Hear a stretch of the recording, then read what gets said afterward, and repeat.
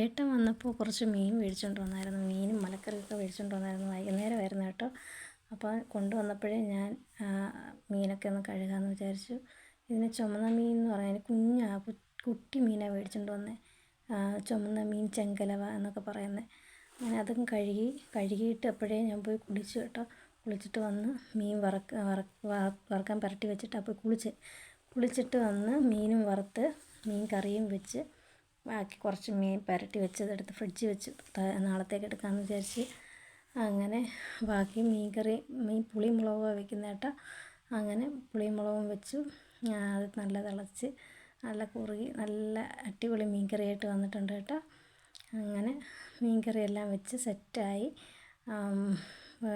മീൻ കറിയും മീൻ വറുത്തതും മാത്രമേ ഉള്ളൂ, വേറെ കറിയൊന്നും ഇല്ല കേട്ടോ. ഞാൻ പെട്ടെന്ന് രാത്രിയായി, അത്രയും കഴുകി വന്നപ്പോഴത്തേക്കും തന്നെ രാത്രിയായി. ഒത്തിരി ഇരുട്ടി താമസിച്ച് പോകുമെന്ന് വിചാരിച്ച്. അങ്ങനെ മോനും ഉണ്ടായിരുന്നല്ലോ, കുഞ്ഞിനെ നോക്കേണ്ട ഒരാൾ. അപ്പോൾ കുഞ്ഞിനിടയ്ക്ക് പാലൊക്കെ കൊടുക്കണം. അപ്പം വേറെ മറ്റൊന്നും വെച്ചുകൊണ്ടിരിക്കാനുള്ള സമയമില്ലാത്തത് കൊണ്ട് ഞാൻ വേറൊന്നും വെച്ചില്ല. മീൻ കറിയും മീൻ വറുത്തതും മാത്രമേ ഉള്ളൂ. അപ്പോൾ ബാക്കി പച്ചക്കറികളെല്ലാം എടുത്ത് ഫ്രിഡ്ജിലോട്ടാക്കി. വെണ്ടയ്ക്കയും അമരയ്ക്ക, പച്ചമുളക്, ക്യാരറ്റ്, തക്കാളി അങ്ങനെയൊക്കെയുള്ള സംഭവങ്ങളെല്ലാം വേറെ മാറ്റി വെച്ചു. വലിയ കഷ്ണങ്ങളെല്ലാം ഫ്രിഡ്ജിൻ്റെ ആ ട്രേയിൽ എടുത്ത് മാറ്റി വെച്ചു. ഞാൻ പച്ചമുളക് എടുത്ത് അതിൻ്റെ തണ്ടെല്ലാം കളഞ്ഞ് മാറ്റി വെച്ചിട്ടാണ് പച്ചമുളക് എടുത്ത് മാറ്റി വയ്ക്കുന്നത്. വേറൊരു ബോട്ടിലാക്കി മാറ്റി വയ്ക്കും. അപ്പോൾ അങ്ങനെ ആ പണികളെല്ലാം അതിൻ്റെ കൂട്ടത്തിൽ കഴിഞ്ഞ്. അങ്ങനെ അമരയ്ക്ക ഒരു കവറിൽ കെട്ടിയാണ് വയ്ക്കുന്നത്. ബാക്കിയൊക്കെ ഓരോ ടിന്നുകളിലാക്കി മാറ്റി വയ്ക്കും.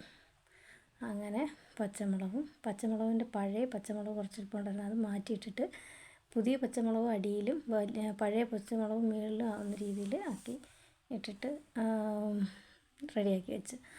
അതിൻ്റെ ഇടയ്ക്ക് പൊന്നു വന്ന് ചുമ്മാ തമാശയ്ക്ക് വന്ന് തട്ടിയിട്ടൊക്കെ അങ്ങ് പോവും.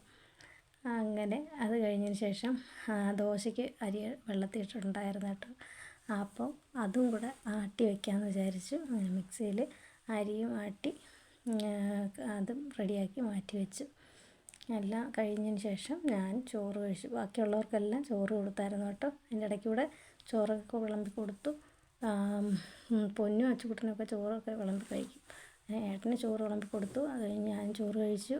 പാത്രമൊക്കെ കഴുകി വയ്ക്കാമെന്ന് വിചാരിച്ച് വന്ന് നോക്കിയപ്പോഴുണ്ട് ഭിത്തി നിറച്ച് കരിഞ്ചെള്ളിനെ കണ്ട് ഞാൻ പേടിച്ചു പോയി. എത്രയും കരിഞ്ചെള്ള്. ഇനിയും ലൈറ്റ് ഇട്ടുകൊണ്ട് നിന്ന് കഴിഞ്ഞാൽ കരിഞ്ചെള്ളെല്ലാം